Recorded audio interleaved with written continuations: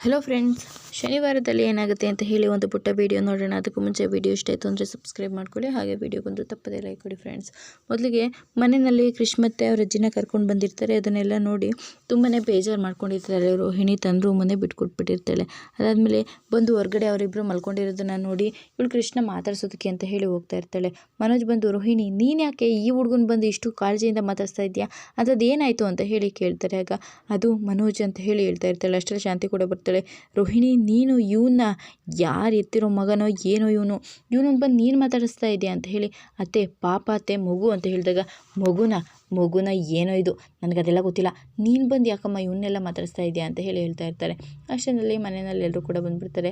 ಅಲ್ಲ, ಯಾಕೆ ನೀವು ಹೀಗೆಲ್ಲ ಮಾತಾಡ್ತಾ ಇದ್ದೀರಾ ಅಂತ ಹೇಳಿ ಕೇಳ್ತಾರೆ. ಕ್ರಿಶ್ಗೂ ಎಚ್ಚರ ಆಗಿರುತ್ತೆ. ಆಗ ನಿನಗೆ ಯಾರು ಅಂದ್ಕೊಂಡ್ರೆ ತುಂಬ ಇಷ್ಟ ಕ್ರಿಶ್ ಅಂತ ಹೇಳಿ ಕೇಳಿಸ್ತಾ ಇರ್ತಾರೆ.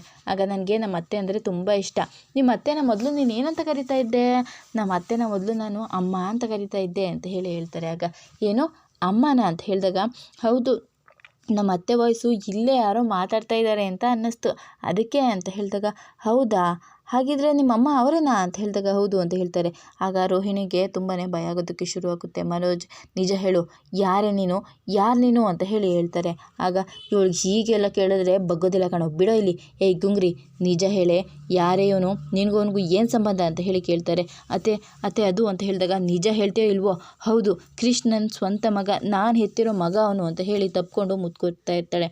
ಇದನ್ನೆಲ್ಲ ನೋಡಿ ಮನೋಜ್ ಕೋಪ ಮಾಡಿಕೊಂಡು, ಏಯ್ ರೋಹಿಣಿ, ಇಷ್ಟು ದೊಡ್ಡ ಮೋಸ ಮಾಡಿದ್ಯಾ ನೀನು ನನಗೆ, ನನ್ನ ಜೀವನದಲ್ಲಿ ಇನ್ನು ಮುಂದೆ ಯಾವತ್ತೂ ನಿನಗೆ ಜಾಗ ಇರಲ್ಲ ಕಣೆ, ಹೋಗ್ತಾ ಇರು, ನಿನ್ನ ಸುಮ್ಮನೆ ಬಿಡೋದಿಲ್ಲ ಅಂತ ಹೇಳಿ ಹೇಳ್ಕೊಂಡೋಗಿ ಮನೆಯಿಂದ ಹೊರಗಡೆ ಹಾಕ್ಬಿಡ್ತಾನೆ. ಎಲ್ರಿಗೂ ಕೂಡ ತುಂಬಾ ಶಾಕ್ ಆಗೋಗ್ಬಿಡುತ್ತೆ. ಮನೋಜ್, ಪ್ಲೀಸ್ ಮನೋಜ್, ನನ್ನ ಮಾತನ್ನು ನಂಬಿ ಅಂತ ಹೇಳಿ ಬಿಡ್ಕೋತಾ ಇರ್ತಾಳೆ. ಇದಿಷ್ಟು ಶನಿವಾರದ ಪುಟ್ಟ ವಿಡಿಯೋ.